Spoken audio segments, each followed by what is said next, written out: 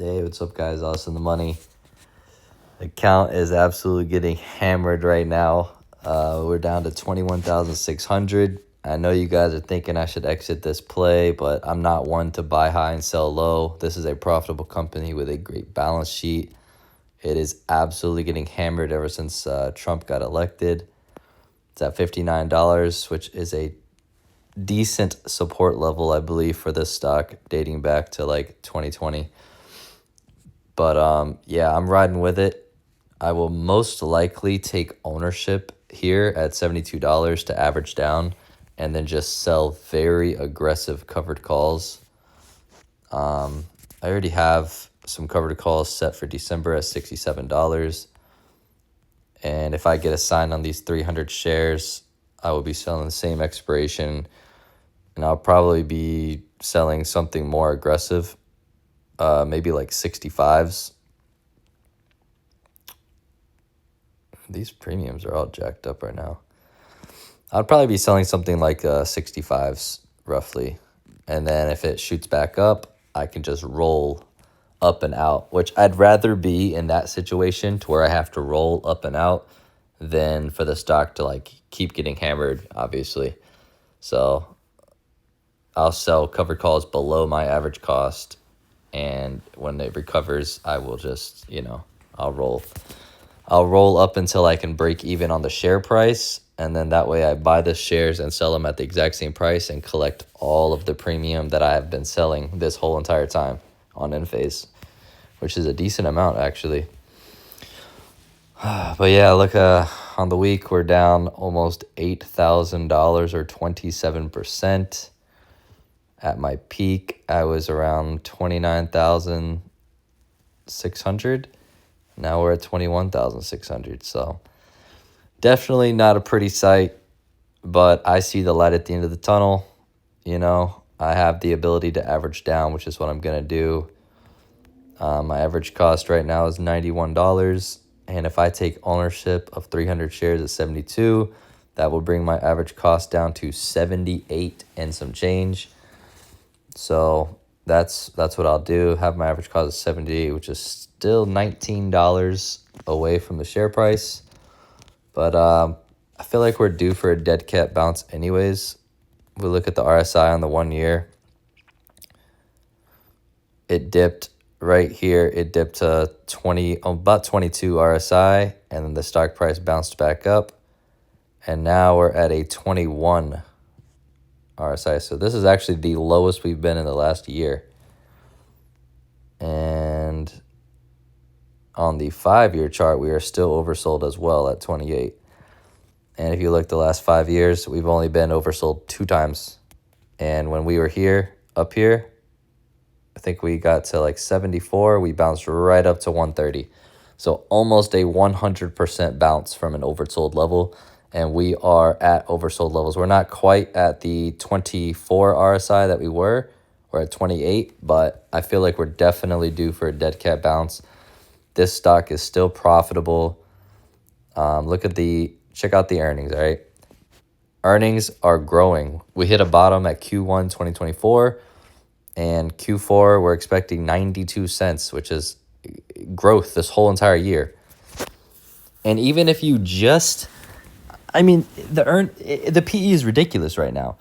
If you factor in, let's just say we hit 92 cents, right? Yeah, we've undershot the last 3 quarters, but let's just say they meet expectations at 92 cents. That is like almost about a 65 PE ratio just for that quarter. You factor in the whole year, you're looking at like a 30 PE or less. It's ridiculous. Fair value is sitting at 75 right now, updated 6 days ago. Company's still growing. Balance sheet is stronger than ever. Solar's just getting hammered for Trump. No insiders are selling their stocks, which is another reason why I'm not worried, right? Nobody's selling. This little 1,000 shares was probably a tax thing or just to have some capital. But yeah, nobody's selling. Hedge funds, more are buying than selling. So yeah, I'm not too worried about it. People are buying up this dip. Look, the last 4 days it's dipped. People have been buying it up. So I'm not too worried about it. I'm going to hold on to it. I understand you guys think I should cut losses, right? But why? Why would I buy, why would I buy up here and sell all the way down here? That's like buying, like in 2022 when the S&P was at about 500 and it dipped to, I don't know, what was it, like 360? Imagine if I just cut losses there. Why would I do that? Now the S&P is, what, approaching, shit, I think it's approaching 600 now, if it hasn't already broken it. 596, there you go. 52-week high is 600 on the money. Yep. And if you were to say that same thing with the S&P, if I bought it up here and then sold it at about 360, I would have missed this entire return. And it's the same thing with Enphase, man. Enphase does this. It does this, man. This is what Enphase does, right? Enphase, freaking, you look at the last year, 137 all the way down to 97. We bounced right back up, double top. Bounce back. It has sharp moves, right? Sharp moves down, but look, sharp moves right back up. Sharp move down, sharp move back up. Sharp move down, sharp move back up. And yes, this is a completely different down. Like, this is a crazy down. But that just means the upside could be crazy as well, right? And if these earnings come out and it wasn't as bad as people thought, this whole sell-off is happening because they think Trump's going to take away solar. And if he doesn't, what if he doesn't? What if the vice president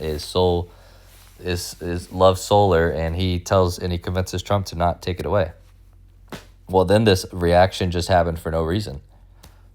So, I mean, I feel like Enphase is honestly decent opportunity right here. Obviously, I wish I could have bought it at $59, right? But I'm in it at 91.